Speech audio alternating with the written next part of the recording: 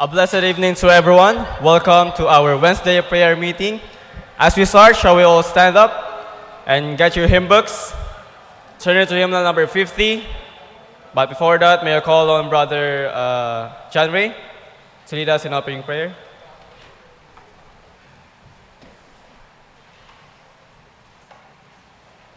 Okay po, manalangin po tayo. Let's pray. Mapagpala, dakilan naming Diyos sa maraming taas. Panginoon, maraming salamat po sa pagkakataon na kami po'y makapagpanalangin, Panginoon, makapagbigay ng aming mga prayer requests, Panginoon.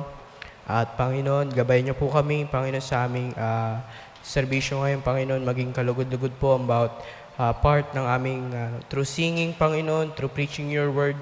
At gabayan niyo po ang si Pastor, Panginoon, as he preaches your word.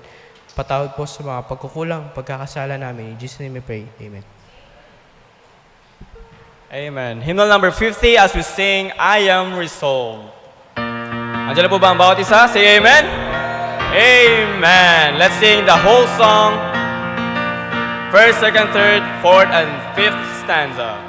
On the first stanza, I am resolved. Ready, sing. I am resolved no longer to linger, charmed by the world's delight. Things that are higher, things that are nobler, these have allured my sight. I will hasten to Him, hasten so glad and free. Jesus, greatest, highest, I will come to Thee. I am resolved to go to the Savior, leaving my sin and strife. He is the true one, He is the just one, He hath the words of life. I will hasten, I will hasten to Him, hasten so glad and free. Jesus, greatest, highest, I will come to Thee. I am resolved to follow the Savior, faithful and true each day. Heed what He saith, do what He willeth, He is the living way. I will hasten to Him. Amen. Jesus, greatest, highest, I will come to Thee. I am resolved to enter the kingdom, leaving the paths of sin. Friends may oppose me, foes may beset me, still will I enter in. I will hasten to Him, hasten so glad and free. Keep singing. I will come to Thee. On the last stanza. I am resolved, and who will go with me? Come, friends, without delay. Taught by the Bible, led by the Spirit, well walk the heavenly way. I will hasten to Him, hasten so glad and free. Jesus, greatest, highest, I will come to. Amen. Wonderful singing. Pastor, you may all be seated. Amen. Praise the Lord for another Wednesday to pray for our brethren, to pray for each other. We thank the Lord for the victory for 3 days sa aming daily vacation Bible school. We praise the Lord for... Kanina, ilang ba tayong attendance natin? Brother Liam, ilan? May inabot ng... may gito. 227 po lahat. 227. Wow, 227 kids ang na bahagian ng Word of God. Any testimonies? We would like to hear from you. During ng DBBS, ako nakapag-share din ako ng Word of God sa isang parang na-stroke pero tumanggap siya sa Panginoon. Praise the Lord. 43 years old. Si Mr. Cabrera. Papuri ang I praise the Lord for that. Meron ba? Sister Lilia. Okay, good evening po sa lahat ng mga kapatiran. To God be the glory for the 3 days na DBBS sa Barangay Imelda. Binless ng Panginoon na maraming bata ang naka-attend. And also, yung driver at saka yung asawa ng driver ng aming jeep na nirerentahan, tumanggap din sa Panginoon. Amen. Okay. Praise the Lord for that. Meron pa ba? Ma'am Lisa. Magkakatabi talaga kayo. Lisa, Lilia, Lala. Okay, good evening, church. Maraming salamat. Victory na po ito yung first batch ng DBBS.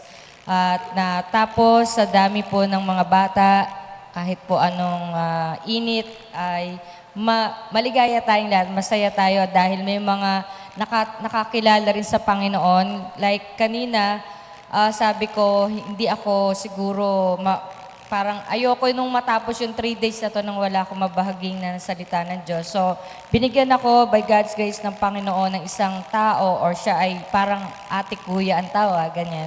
So, nakatanggap siya, nakakilala siya sa Panginoon bilang sarili niya tagapagligtas. So, pinaliwanag ko sa kanya na mabuti, pero parang mahirap, pero by God's grace, na unti-unti niyang nakilala at natuklasan yung tunay na kaligtasan at kaligayahan sa buhay. Kilala niyo yun? Si Ate Kuya? Kilala niyo si Ate Kuya? Si Ate Kuya, yun, medyo... Sige, Brother David. Yan, si Brother David. Sige po. Ayun, ito yung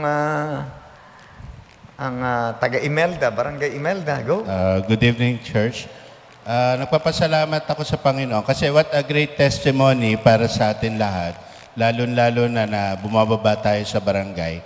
So, very observant yung mga constituent, lalo-lalo na yung mga neighborhood natin. Sa amin, sa Barangay Imelda, nagpapasalamat ako sa lahat ng worker kasi first time na nangyari na ang ating barangay captain, pinag-pray kasi namin si Brother William, kasama ko, pumasok kami dun sa office ni Kapitana. Then, binigay namin yung certificate niya. Nagpapasalamat kami na inalaw tayo dun sa Barangay Imelda. And then sabi ko, Kap, pwede ba tayo mag-pray? Then, all of the sudden, sabi niya, wag tayo dito mag-pray sa loob na office, na ako lang mag-isa. So, praise God, lahat na mga employee dun sa loob ng barangay hall, first time, ginathered niya. Sabi niya, labas kayo lahat sa mga cubicle nyo, then magpipray. Then si Brother William, I asked Brother William to pray over. And then, after the prayer, nag-thank you si Kapitan at yung barangay council and even the staff. So blessing yun na nakita nila na powerful ang Panginoon through the ministry, outreach sa mga kabataan. Na nagtanong pa nga siya kung meron pa daw bang kasunod. Sabi ko, kasi first time niya na-encounter yung DBBS, ngayon 2026 dun sa barangay. Kaya sabi ko, every year po ginaganap yung DBBS. 3 days lang dito sa barangay. So that's a great blessing na nakikita nila na tayo ay nag-outreach, then na mi-minister din natin sa mga kabataan yung Word of God. Amen. Ayan. Praise the Lord. At bali yung 3 area na ikutan ko sila. Pinakamagandang area talaga sa Imelda. Akala mo, park talaga. Amen. Ang pinakamatindi yung kay Brother Josh. Yun yung pagmaga, malaki pa yung anino. Wala kasi kahit tent, wala na yung tent eh. Tapos yung araw, palit ng palit yung shadow. Kaya talagang, hanggang na, paurong kami kasi yung araw eh, no? Talagang, blessing pa rin, marami pa rin umattend. Praise the Lord for that. Sige, meron ba? Last one. We would like to, Sister Lala.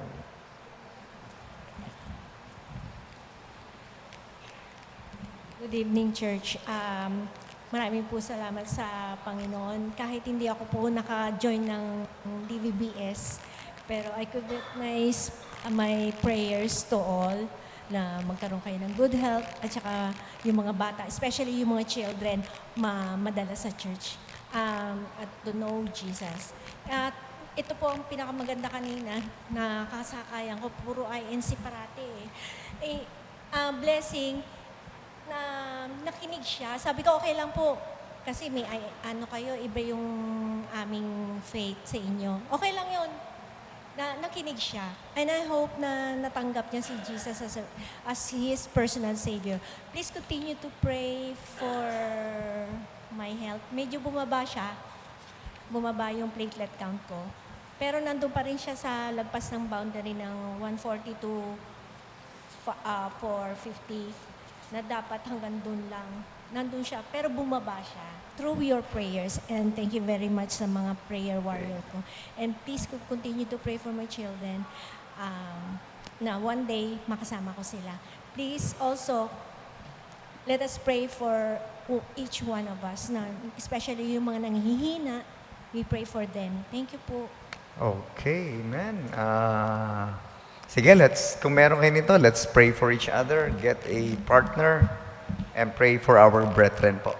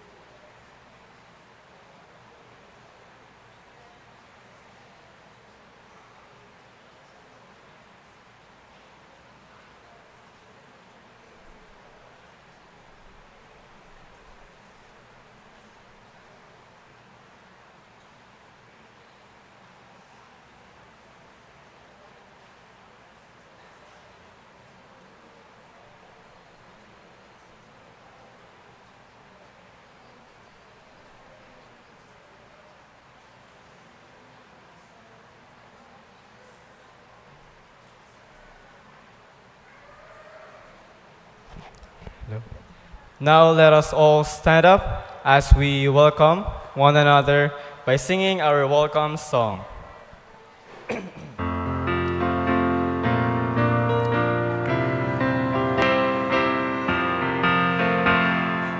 There's a welcome here, a welcome here. There's a Christian welcome here, hallelujah. There's a welcome here, a welcome here. There's a Christian welcome here. Beloved, let us love one another. For love is of God, and everyone that loveth is born of God, and knoweth God. He that loveth not, knoweth not God, for God is love. Beloved, let us love one another. 1 John 4:7 and 8. While waiting for others to get back their seats, you may all now get your hymnals. Turn it to hymnal number 126, hymnal number 126, as we sing, Christ receiveth sinful man. Let's sing the first, second, and the last stanza. Sinners, on the first stanza now, ready, sing. Sinners, Jesus will receive. Sound this word of grace to all who the heavenly pathway leave. All who linger, all who fall, sing it all and o'er again. Christ receive a sinful man. Make the message clear and plain. Christ receive a sinful man. On a second now. Come and He will give you rest. Trust Him for His word is plain. He will take the sinfulness. Christ receive a sinful man. Sing it o'er and o'er again. Christ receive a sinful man. Make the message clear and plain. Christ receive a sinful man. Christ receive a sinful man. Even me with all my sin, purged from every spot and stain. Heaven with Him I sing it o'er and o'er again. Christ receive the sinful man. Make the message clear and plain. Christ receive the sinful man. Amen. Please remain standing and get your Bible. Please open your Bible to the book of Colossians, Colossians chapter 1. Colossians chapter 1, verses 9 to 14. This was our theme last school year sa ABBC and sa RCA, and I would like to talk on that. Colossians chapter 1, beginning verse 9 to 14. For this cause we also, since the day we heard it, do not cease to pray for you and to desire that ye might be filled with the knowledge of His will in all wisdom and spiritual understanding, that ye might walk worthy of the Lord unto all pleasing, being fruitful in every good work and increasing in the knowledge of God, strengthened with all might according to His glorious power, unto all patience and long-suffering with joyfulness, giving thanks unto the Father, which had made us meet to be partakers of the inheritance of the saints of light, who had delivered us from power of darkness and had translated us into the kingdom of His dear Son, and whom We have redemption through His blood, even the forgiveness of sin. Let's go to the Lord in prayer. Father in heaven, we praise Thee for giving us wonderful time in teaching kids for 3 days and still ahead of us. There are more 3 days to reach the kids through the DVBS ministry. We pray that You would strengthen us once again and motivate us with the Word of God and cleanse us from all our sins. Thank You, Lord, for those who came over to pray for each other and at the same time to ponder upon Your Word. Guide Your servant as I preach Your Word and cleanse us from all our sins and shortcomings. We commit all these things in Jesus' name. Amen. You may be seated.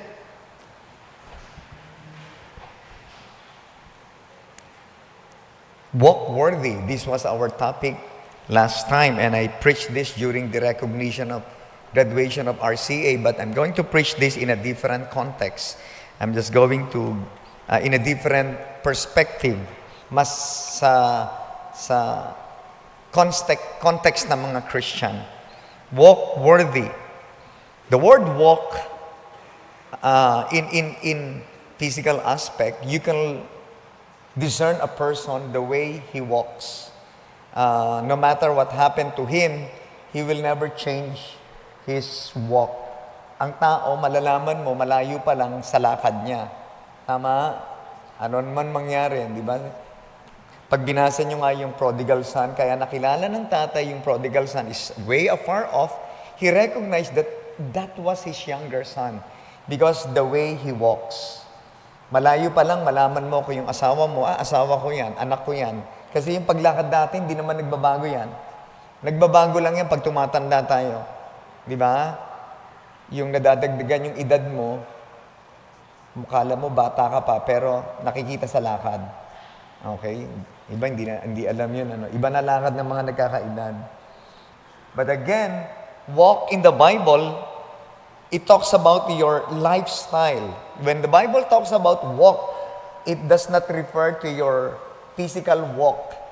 It refers to your lifestyle, the way you live your life every day. That's your walk. Doon ka makikilala bilang isang anak ng Diyos. And the word worthy means good or meritorious, honorable. That's the meaning of worthy. And Paul said to the Colossian believers that we should be walking worthy. Walk worthy. Lumalakad tayo ng karapat-dapat sa Panginoon. At bilang mananampalataya, our walk is recognized. Being a child of God, we must be recognized with our walk. Ano ba yung lakad natin? Paano ba tayo nabubuhay bilang isang mananampalataya? And tonight, I'm going to discuss to you the two motivations why we can and how we are going to walk worthy of kailangan, bakit tayong lumakad na may karapat dapat sa Panginoon. Paul talks about two things. Ang tawag rito, yung tinatawag na the extrinsic and the intrinsic motivation. So that we can walk worthy. The word intrinsic, ibig sabihin galing sa loob. Intrinsic, inner. Medyo mababaw na term. The inner motivation or the intrinsic motivation. The other one is the extrinsic or the outside motivation. Kasi dapat may mag-motivate sa'yo, paano ka lumakad? Oy, umayos ka ng paglakad mo bilang Kristiyano, ha? Hindi ka aya-aya yung kilos mo. Hindi ganyan ang lakad ng Kristiyano. And Paul said to the Colossians believer, you should be walking worthy because of the redemptive work of Jesus Christ. Sinabi ng Bible, we are already redeemed by His blood. There are three things na sinabi ng ni Apostle Paul. We should be walking worthy because we are already redeemed by the blood of Jesus Christ. Pangalawa, we are already forgiven. Pangatlo, we are delivered from the power of darkness. Anong ibig sabihin niya ni Paul? When you are redeemed by the blood of Christ, you are already saved. Have you received the Lord Jesus Christ as your Lord and Savior? Tumanggap na ba kayo sa Panginoon bilang Panginoon at tagapagligtas? Then the blood of Jesus Christ washed away your sin. And you are now a saved person because the Bible tells us that we are already redeemed. You are saved. You are no longer an unsaved. You are no longer a child of the enemy or the devil. You are a child of God. According to John 1:12, but as many as received Him, to them gave He power to become the sons of God, even to them that believe on His name. The Bible says you are already redeemed. At pangalawa, sabi ni Paul, you are forgiven. Not only you are saved, once you are forgiven, there is no more guilt. Pag tayo gumawa ng kasalanan, it puts so much guilt in your life. Di ba? Pag kayo nakagawa ng kasalanan, sobrang guilty kayo. But when you ask forgiveness from the Lord, He took away that guilt feeling. And sabi ni Paul, you are already forgiven. And another one, you are already delivered from the power of darkness. Not only you are saved, not only there is no guilt, Paul was telling us that we are already separated. The word delivered from the power of darkness, separated unto holiness. Hiwalay na tayo sa kamunduhan. So you should be walking worthy because of the redemptive work of Jesus Christ. And I want you to understand that the Lord just redeemed you, forgave you, delivered you from the power of darkness. Ibig sabihin niyan, pag ikaw diniliber na ng Panginoon from the power of darkness, sabi ng Bible, therefore, if any man be in Christ, he is a new creature. All things are passed away. Behold, all things are become new. If you are a true and genuine believer of the Lord Jesus Christ, the worldly activities, hindi na dapat nakikita sa buhay natin yan. Mga mananampalataya, hindi na dapat yan nakikita sa buhay natin yan. Kung kayo umiinom pa dati, naninigarilyo, diniliber na kayo ng Panginoon sa ganong kasalanan. Dapat iniiwanan nyo na yan and you are walking worthy. Kung palamura kayo, iwanan nyo na yan. Kung kayo hindi marunong magpatawad, iwanan nyo na yan. Because pinatawad ka na ng Panginoon, you are forgiven already. Pag hindi ka marunong magpatawad, alam mo, if you don't know how to forgive other people, masyado, yung sama ng loob. Oy, makinig kayo Minsan pala ang cause ng cancer cell, nag-activate ng cancer cell, hindi lang yung stress if you don't forgive. Kasi nag-harbor ka ng bitterness into your life. Kasi God forgave you already. Kasi yung lakad na yun, hindi lakad ng isang Kristiyano. Ang isang Kristiyano, iba na dapat ang lakad niya. Dapat he is following as a child of God, he is following the command of the Lord. Sabi yan ni Paul, walk worthy. There is an inner motivation, and we know the Holy Spirit is in you. Another one, yung outside motivation naman. Ito yung sinabi ni Paul in verse 9.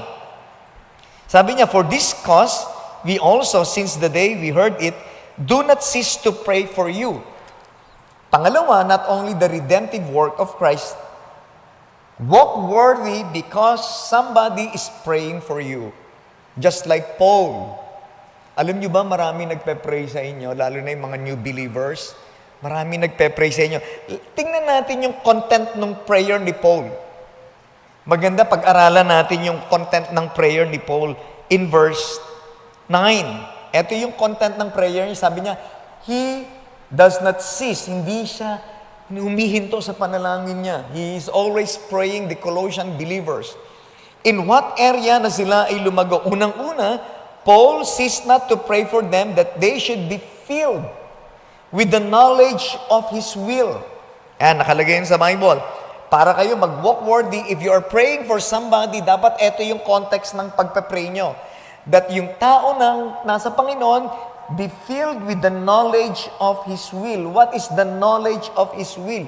Yung kaalaman ng kalooban ng Panginoon. And a matured Christian, ang matured Christian lang naman ang pwedeng mag-pray nito. Did I discuss this during the medical mission? How would you know if a person is matured? Yung mga nasa medical mission, alam na yan, diniscuss yan. Paano malalaman ng isang tao matured na Christian? Do you believe na sa loob ng church, hindi lahat ng tao matured? May mga taong hindi matured na Christian. Kasi ang mga matured na Christian, eto yung stage. At tingnan nyo kung anong stage kayo. Okay? Yung unang stage ng Christian life nyo, when you receive the Lord Jesus Christ, if you have been long a Christian, Ikaw pa yung pinapakain, you are an immature Christian. Baby ka pa. Kasi di ba katulad ng babying maliit, ayun si Sister Tasig, may dala siyang baby. Ayan, baby niya, ang cute, di ba? Marunong siyang kumain mag-isa. O talaga, sumusubo na siya, hindi pa siguro. Pinapakain pa yan ni Sister Tasig. Kasi bakit? Baby pa. Some Christians, they need to be fed. Alika rito, tuturuan kita ng salita ng Diyos. Kasi baby pa sila. Pag inoffend niyo yung mga baby, hindi na yan magsisimba. Sila yung pinagpe-pray. Kaya kayo, pag na-offend kayo, baby pa kayo. Kasi kailangan pakainin pa kayo. Pangalawa, yung pangalawang stage, pag lumalagay ng baby, hindi na siya pinapakain, natututo na siyang kumain. Sarili niya. Di ba pag yung bata kumakain na ng sarili niya, lalago na siya. Ganon din ang Christian. Pag natututo na siyang mag-feed ng Word of God sa sarili niya, hindi niya na kailangan, Sir, brother, kaya ko na mag-aral ng Word of God. Kaya ko nang pakainin ang sarili ko ng Word of God. Nagmamature na siya. Pag mature na talaga siya, siya naman yung nagpapakain ng Word of God sa iba. Ganda nun, ano? Ay, brother, halika. Sharean tayo. Halika, may ikukwento ko sa iyo. Follow up. Matured na siya. Ikaw na yung nagpapakain. Pero kung 20 years ka na nagsisimba, ikaw pa yung pinapakain, hindi ka pa matured. And Paul was praying to this kind of people na mag-matured sila, that they should be walking worthy. And Paul was telling them, you have to be filled with the knowledge of His will. Malaman niyo ang kalaman ng kalooban ng Diyos. Because I believe when you know God's will, that is the greatest knowing of all. Sabi nila, know God's will because that is the greatest discovery. And if you stay and do God's will, that is the greatest joy. Pag nalaman ng mga kabataan kung ano yung kalooban ng Panginoon sa buhay nyo, napakasarap ng buhay yata. Ang mga kabataan, you marry a right person, yung God's will, napangasawa nyo yung God's will talaga, and you pray for that person, napakaganda ng inyong buhay bilang isang may asawa. But if you are not living right, you are not doing the will of God. And I believe God's will is perfect, and it is found, revealed in the Word of God. You should be filled with the knowledge of His will. Ano ba ang kalooban ng Panginoon? Ang kalooban ng Panginoon is in the Bible, and it will never contradict His Word. Okay? And you always pray for God's will. You must be filled with that. Just like Joseph. Joseph knew ang God's will na ibinigay sa kanya yung kanyang dream. That's why, whatever happened in his life, he was filled with that knowledge. This is God's will for me, that God gave me a dream, that someday He will be the second man. That someday people will obey, will give obeisance to Him. Ganun yung mga taong alam nila yung kalooban ng Panginoon. The question is, do you know the will of God in your life? Kaya nga ang kalooban ng Panginoon, isix ninyo. Malapit na po ang enrollment ng Asia Baptist Bible College. Kung kalooban ng Panginoon, mag-enroll kayo, go! Yung double cards mo, ma'am, okay na ba? Sister Lala, mag-i-enroll na raw. Kayong mga, mag-i-enroll na ba kayo? Parang wala kayong comment, ha? Hinihintay namin kayo. Kung kalooban ng Panginoon, you must be filled with the knowledge of God's Word. Not only that, for you to walk worthy. Sabi ni Paul, in all wisdom, in verse 9, sabi niya, not only filled with the knowledge of His will, sabi rin ni Paul, in all wisdom. Sa lahat ng kaalaman, in all wisdom. And the Bible is talking about godly wisdom. Where can you find godly wisdom? Particularly, where can you, of course, in the entire Bible, you would see God's wisdom. But I'm talking about very particular. In the book of Proverbs, that is the book of wisdom. Alam niyo ba ang book of Proverbs ay book of wisdom? Pag binasa niyo ang book of Proverbs as if there were two women. May dalawang babae, yung virtuous woman and vain woman.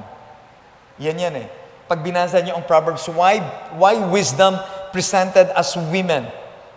Kasi pag pinili mo yung virtuous woman, this will happen to you. Pag pinili mo yung vain woman, this will happen to you. Yung virtuous women, it talks about godly wisdom. Yung vain women, yung vain na babae, it talks about, it represents yung earthly wisdom. Kaya pag dinesire mo yung virtuous woman, magkakaroon ka ng godly wisdom. Yung wisdom na maka-Diyos. When Solomon became the king of Israel, he did not ask for wealth. If you read your Bible, Solomon only asked an understanding heart. The word understanding there means listening heart. He wants to listen. Gusto niyang makinig, and in listening, nakakakuha siya ng wisdom. Yun yung inas ni Solomon, an understanding heart. The more you listen, the more you get wisdom. Alam niyo ba yon? Kaya nga sabi ng mga psychologists, God created man with 2 ears and 1 mouth. Meaning to say, we listen more and talk less. Kasi kung masyado tayong maingay, hindi tayo matututo. You just listen. You just listen to people. Listen to many people and you will learn. You will increase in wisdom. How much more if you listen from the Word of God? There is so much wisdom in God's Word. Ito yung sinasabi ni Paul. He was praying that they should be walking worthy wisdom. Solomon got that wisdom. Daniel got that wisdom. When Daniel was brought to Babylon, di ba? Sabi ng Bible, he purposed in his heart together with his 3 friends. There is so much wisdom in their mind. There is so much wisdom. Kaya nga sila kinuha from Jerusalem. Mga matatalinong Hudyo, mga batang Hudyo, mga teenager na Jew. Gusto silang palitan ng Chaldean thinking, mag-serve doon sa may Babylonian Empire. Kasi ang tatalino nila. Hindi sila matatalino sa academics. Matatalino rin sila when it comes to spiritual things. And Paul wanted these Colossian believers na mag-increase in all wisdom. Kasi pag may wisdom ka, you are going to walk worthy. Pag may wisdom ka galing sa Panginoon, you are not going to live with the unsaved. Magiging matalino ka. Hindi ka pwedeng madaya ng mga unsaved agad-agad. Hindi ka pwedeng maloko ng mundo agad-agad. You are not a naive. You are not a gullible Christian. Why? Because there is so much wisdom in you that even the world cannot deceive you. And you should be walking worthy.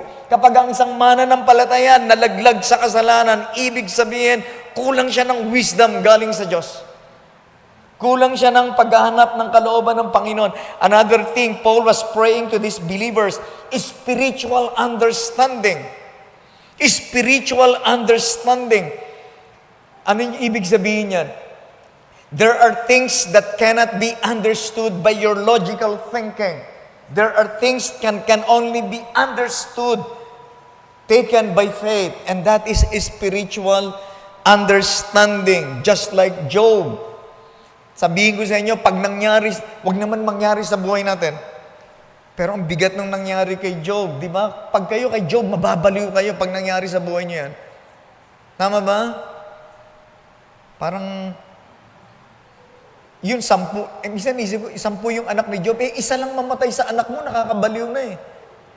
Yung namatay pa yung 10. Masunugan ka lang ng bahay, nakakabaliw na. Kay Job, lahat nawala. Si Job, hindi siya nabaliw. Why? Job was filled with spiritual understanding. You can only walk worthy if you have a lot of spiritual understanding, that you believe that everything that happens in your life, they did not happen by accident. They happen because God purposed it to happen at merong reason bakit nangyari ang isang bagay sa inyong buhay. Walang aksidente. Kung hindi ka Ako rin, di naman ako nakapasa sa ibang exam. Kung di ka nakapasa sa ibang mga exam, so be it. Mga bata, huwag kayong umiyak kayo, pero hindi lahat. Ganyan, di ka nakapasa sa isang dream school mo, okay lang. Ako nga, yung dream school ko, PMA. Hindi ako pinag-exam eh. Uy, ano yun ha? One of my greatest frustrations in life. Sobrang tinago ko yun, walang nakakaalam nun. Frustration ko yun kasi maliit pa lang ako, gusto ko nang mag-aral sa PMA. Hindi talaga ako tinanggap, kulang ako ng 1 inch. Sinisi ko pa yung lahi namin. Bakit ang lilit ng lahi namin? Yung pala, no? May purpose pala. Kasi kung tinanggap siguro ako sa PMA, pag-graduate ko, pinadala sa Mindanao, patay agad. Buti na lang, hindi wala na ako siguro. Hindi ako nakilala ng asawa ko. Hindi ko rin siya nakilala. And maraming mga bagay-bagay na pag pinag-aralan natin, if we have spiritual understanding, makita natin, may purpose pala ang Panginoon. May purpose, bakit hindi, at this time, hindi pa ako na-promote ng ganito. May purpose, but hindi ako tinanggap sa ganitong trabaho. May purpose pala, di ba? There was one time, hindi na-cancel yung isang air flight niya. Yung pala, hindi siya kasama dun sa, if you listen to the story of 911, ang dami kong story ang pinakinggan yan eh. Meron siya, na-delay siya ng ilang minutes, 5 minutes, hindi siya nakasakay dun sa may nag-hit sa may 911. Hindi siya nakasakay sa one of the airplanes, yung pala i-hit sa may Twin Tower. Di ba, minsan hindi natin alam yung mga bagay-bagay na yan. And this can be understood by spiritual understanding. Walk worthy just like Job. Though he doesn't have all the answers. Pero because of this spiritual understanding. Ano ba sabi ni Paul in verse 10? Yung increasing in the knowledge of God. Sinabi niya yan. Increasing in the knowledge of God in verse 10. Para mag-walk worthy tayo, kailangan mag-increase tayo sa knowledge ng Panginoon. Idudugtong ko, what is the knowledge about God? It is knowing who God is. Alam naman natin yung mga attributes ng Diyos, that God is gracious. Alam niyo ba na ang Panginoon ay mapagbiyaya? What do you mean by that? When we say God is gracious, maraming bagay that God, maraming bagay na ibinigay ng Diyos na hindi nyo naman deserve, pero ibinigay niya. Tama ba? Deserve nyo bang abutin kayo ng 50 years old? Well, deserve nyo ba na mabuhay sa mundong ito? Deserve nyo ba para masave? Ako hindi ko deserve ang salvation ng Panginoon. The eternal life, hindi ko yan deserve. Kaya ang tawag ng Bible dyan, grace. Deserve nyo ba yung mga material things na ini-enjoy nyo ngayon? Some of the things that you enjoy, you don't deserve it. But God gave them anyway. We know that God is good. Ang dami yan about goodness ng Panginoon. Napakabait ng Panginoon. We know that God is merciful. Maawain lang ang Diyos sa atin. Kasi kung di naaawa ang Diyos sa atin, matagal na tayong wala sa mundong ito. Sa dami nating kasalanang nagagawa, napaka-maawain ng Panginoon. We know that God is love. We know that God is just. Sabi ni Paul, increase in the knowledge of God. Because pag alam mo na ang Diyos ay mabait, hindi ka dapat maging salbahing Kristiyano kasi ang Diyos mabait, dapat maging mabait ka rin. Tama ba? Palagi kong sinasabi sa pulpit, kung merong mababait na tao sa mundo, if there are people ought to be good, they should be Christians. Kung merong mababait dapat sa mundo, dapat mga Kristiyano. Amen ba? Kasi pag nalaman mo ang bait ng Diyos, dapat ikaw hindi ka mabait. Parang sa mga pamilya, di ba? Ang bait-bait ng tatay mo, ba't ganyan ang ugali mo? Di ba mga ganyan? May mga ganyan istorya. Di ba may mabait na magulang, tapos salbahay anak? Hindi ko maintindihan yun. Dapat pag mabait magulang, dapat napalaki na ng maayos, di ba? Kasi tandaan nyo, mga magulang, ang anak natin, reflection natin. Amen ba? Kung mabait ang tatay natin na nasa langit, mabait din tayo. And you should be walking worthy. If God is forgiving, we should be also forgiving. If God is merciful, maawain din tayo. If God is holy, then we should be living a holy life. Yun yung sinasabi ni Paul, when you increase in the knowledge of God. The problem is, pag nag-increase tayo ng knowledge ng Panginoon, hanggang dito lang, hindi natin ina-apply sa puso natin unto wisdom. Kaya maraming Kristiyano, highly theological, but hindi talaga nakikita sa practical kind of living nila. Dapat nakikita yon from your lips and from your life. If God is holy, makikita yon sa ating pamumuhay bilang mga mananampalataya. And Paul said, increase in the knowledge of God. Anong result? Balik tayo sa pinag-aaralan natin. If you have an inner motivation because of the redemptive work of Jesus Christ, and because of somebody is praying for you, there is an outside and inside motivation. What will happen? Sabi ng verse 10, that ye might walk worthy of the Lord unto all pleasing, being fruitful in every good work. Ito yung result. If you are walking worthy, if you are filled with the knowledge of His will, And if you are doing the will of God, you are seeking the will of God. And if you are doing the will of God, and you are staying in the will of God, if you have wisdom from above, if you have spiritual understanding that comes from the Lord, and an increased knowledge of God, there is an outside prayer of a believer towards you, and there is an intrinsic motivation of what Christ has done. Sabi ni Paul, that ye might walk worthy. Magiging karapat-dapat yung lakad mo. Kasi pag ang lakad mo karapat-dapat, what is the result? You are fruitful in every good work that you do. Fruitful in every good work. Mabunga ka. Habang ngayon, pag naglalakad ako rito sa Santa Mesa, ang daming puno ng mangga, ang daming bunga. At sinusungkit yung bunga nila. At alam nyo, ang isang Krisyanong walking worthy, nagiging mabunga siya in every good work. He is pleasing unto the Lord. Of course, pleasing unto all men. Di ba pag ikaw ay lumalakad ayon sa kalooban ng Panginoon, and people will just, wow, alam mo, nagiging blessing ka sa akin. Yung nakikita ko, di ba? Ikaw, blessing ka talaga sa akin. Mahina ka, may sakit ka, pero you're going to church. Nakaka-bless ka. Ikaw, estudyante, sobrang busy mo sa school. I know you are very busy. You are preparing for your board exam. You are preparing for your graduation. Pero hindi kita nakikitang absent sa saya. Napaka-faithful mong kabataan. Di ba? And maraming ganyan na nakaka-bless sila because they are walking worthy. You are giving good testimony sa church and even sa inyong mga tariling trabaho, sa inyong eskwelahan. You are walking worthy. You know, if you walk worthy, the Lord is pleased. Not only individual yan. If the whole church is walking worthy before the Lord, and that church is pleasing before God. This morning or yesterday, this morning, I was challenging the volunteers. Meron kaming devotion every morning. Alam niyo ba na ang Panginoon natutuwa sa ginagawa ng Baptist Bible Church Santa Mesa? Mula nung Monday, Tuesday, Wednesday, is because you are giving the kids you are giving them the gospel of the Lord Jesus Christ, and the Lord is pleased with that work.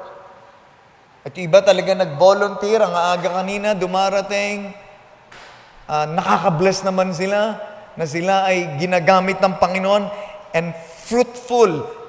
The Lord is pleased. Natutuwa ang Panginoon sa ginagawa natin. Natutuwa ba ang Panginoon sa ginagawa natin? Pag ang Diyos natutuwa sa ginagawa natin, then that church is walking worthy.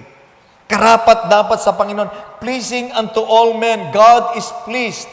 When you know that there is an inside motivation through the redemptive work of Christ, when you know that there is an outside motivation through the prayer of other believers, then you are going to walk worthy in this life.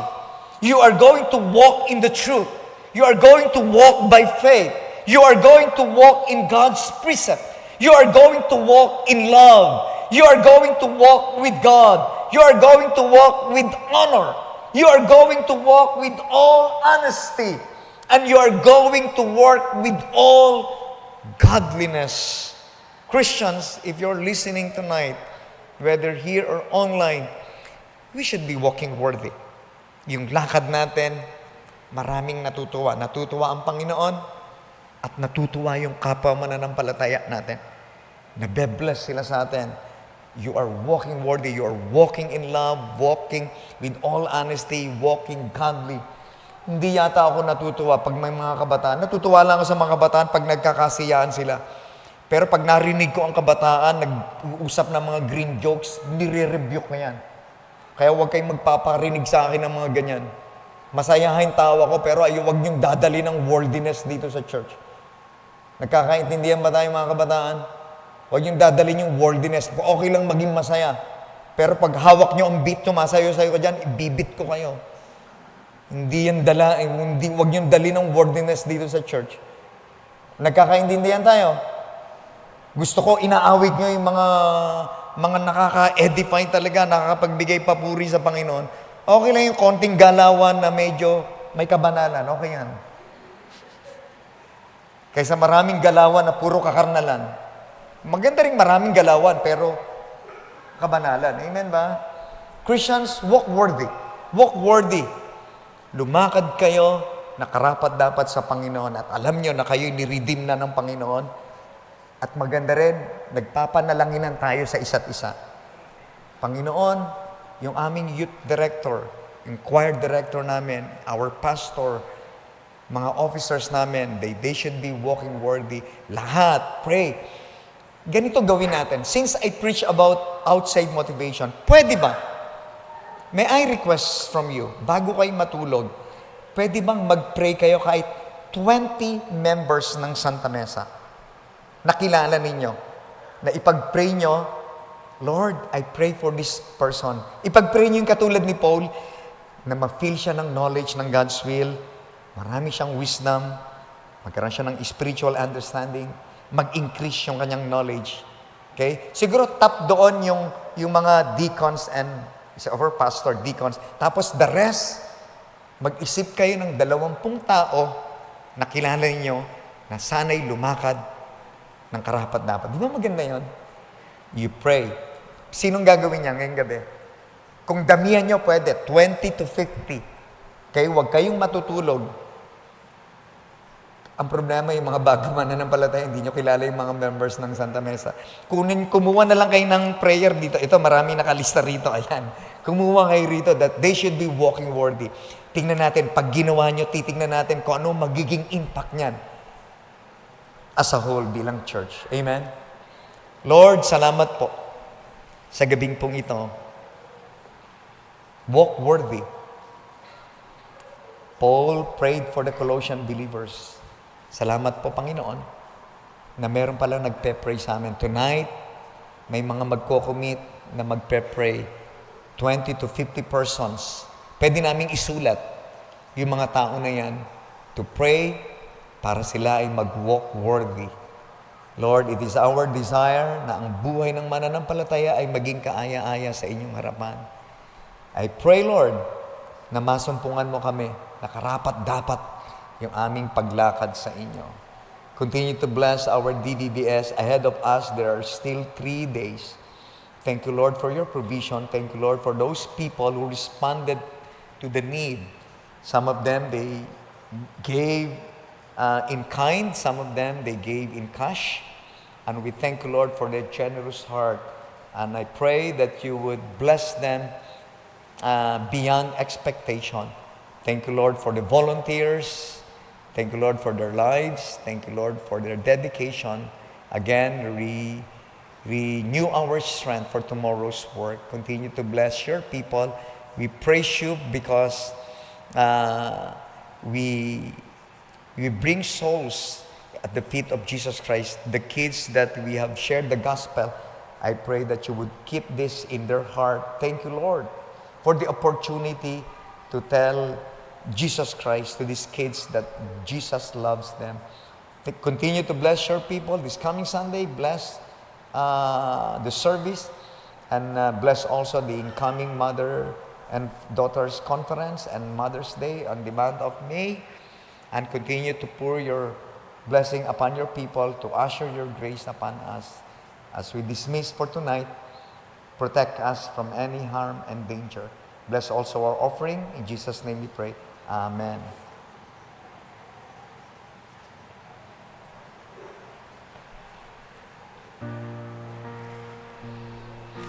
Tomorrow, tuloy pa rin ng DVBS. We will be going to another area. Okay? Amen.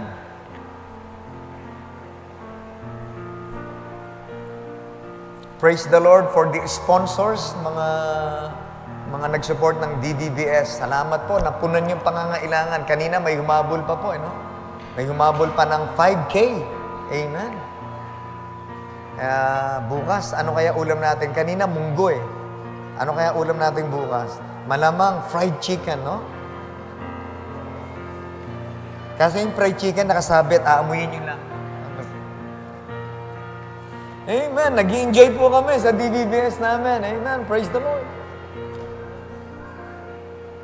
Okay, church, walk worthy. God bless you po. Ingat sa pag-uwi.